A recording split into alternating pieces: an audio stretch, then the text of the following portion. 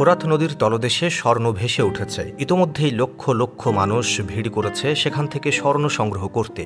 প্রিয় দর্শক, এই ভিডিওটি সামাজিক যোগাযোগ মাধ্যমে ভাইরাল হয়েছে। এই ফোরাত নদীর তীরে ইমাম হোসেন রাদিয়াল্লাহু তাআলা আনহুকে নৃশংসভাবে পৃথিবী থেকে সরিয়ে দেওয়া হয়েছিল। পৃথিবীর একমাত্র নদী ফোরাত নদী, যার ভেতরে হয়তো চাপা পড়ে আছে হাজারো শহরের নিদর্শন। মহানবী হযরত মুহাম্মদ সাল্লাল্লাহু আলাইহি ওয়াসাল্লামের বলে যাওয়া বার্তা যে, তোমরা ততক্ষণ পর্যন্ত কিয়ামতের আশা করো না যতক্ষণ পর্যন্ত না ওই ফোরাত নদী তার ভেতর থেকে সোনার পাহাড় বের করে দেয়। ফোরাত নদীর সাথে কিয়ামতের একটা সূত্র রয়েছে। প্রিয় দর্শক, ফোরাত নদী শুকিয়ে যাবে এবং তার ভেতর থেকে বের হয়ে আসবে সোনার পাহাড়। আর সম্প্রতি আমরা দেখলাম মানুষ ফোরাত নদী থেকে সোনা তুলছে। ভিডিও বিশ্লেষণ করে জানা যায়, জলবায়ু এবং আবহাওয়া খারাপ হওয়ার কারণে ফোরাত নদীর বেশ কয়েকটি অঞ্চলের পানি শুকিয়ে গেছে। আর সেখানে বেশ কিছু জায়গা থেকে ইতোমধ্যেই স্বর্ণের টুকরো ভেসে আসার তথ্য পাওয়া গেছে। তাহলে কিয়ামতের আলামত কি প্রকাশ পেয়ে গেল? চলুন আমরা রাসূল সাল্লাল্লাহু আলাইহি ওয়াসাল্লামের ভবিষ্যৎবাণী এবং সতর্কতাগুলো জেনে আসি। এই ফোরাত নদী তুরস্ক, সিরিয়া, ইরান হয়ে সাদ আল আরব নামে পতিত হয়েছে পারস্য উপসাগরে। ইতিহাস থেকে জানা যায়, এই ফোরাত নদীকে কেন্দ্র করে পৃথিবীর গুরুত্বপূর্ণ অনেক ঘটনাই ঘটেছে। আগের সেই কোলাহল এখন আর ফোরাতের শরীরে প্রবেশ করে না। মৃত্যুপ্রায় হয়ে পড়ছে এই ফোরাত নদী। মানুষের পাপাচারে, প্রাকৃতিক দুর্যোগের কারণে এই ফোরাত নদী শুকিয়ে যাচ্ছে।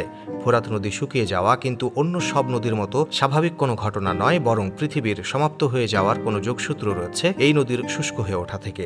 মহানবী হযরত মুহাম্মদ সাল্লাল্লাহু আলাইহি ওয়াসাল্লাম 1400 বছর আগেই বলে গিয়েছেন, ফোরাত নদী শুকিয়ে যাওয়া পর্যন্ত অপেক্ষা করো।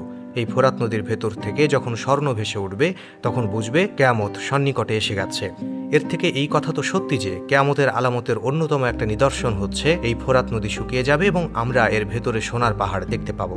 আর এই সোনা পাওয়ার কথা সত্যিই কিন্তু প্রমাণিত হলো। এই ভিডিও স্পষ্ট করেছে, ফোরাতের একটা অংশের পানি কমে যাওয়ায় স্বর্ণ বের হয়ে আসছে এবং মানুষের প্রতিযোগিতা লেগে গেছে এই স্বর্ণগুলো পাওয়ার জন্য। এর থেকে অনুমান করা যায়, ফোরাত নদী শুকিয়ে গেলে এর ভেতর থেকে পাওয়া যাবে স্বর্ণের মস্ত বড় খনি। তবে এই স্বর্ণ আমাদের জন্য ভালো কিছু বহন করবে না।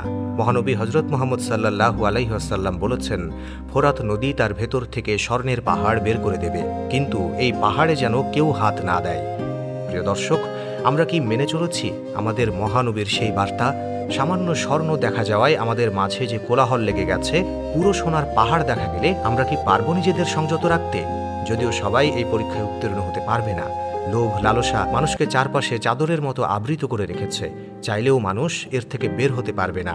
যদিও এই সোনার পাহাড় থেকে সোনা বের করে আল্লাহ আমাদের পরীক্ষা করবেন, তবে আমরা কি সেই মহান রবের কঠিন পরীক্ষায় সফল হতে পারবো? সেদিন এমন অনেক মানুষ থাকবে যারা এই পাহাড়ের চূড়ায় উঠে সোনার মালিক হতে চাইবে। প্রতি 100 জনের 99 জনই এই দুনিয়াবী সম্পদ হস্তগত করার যুদ্ধে প্রাণ হারাবে। এই সোনা জয়ের যুদ্ধে 99 জনই মারা যাবে প্রতি 100 জনের মধ্যে। সবাই তখন এই নিয়ে চিন্তা করবে, আমি হয়তো সেই একজন যে কিনা সমস্ত সোনার মালিক হব, আর একে একে সবাই প্রাণ হারাবে। আর এমন অনেক মানুষ থাকবে যারা কিনা আল্লাহ রাসূলের বাণী মেনে চলবে। তাই প্রিয় দর্শক, আমরা কি লোভ, লালসা এসব সংযত রাখতে পেরেছি?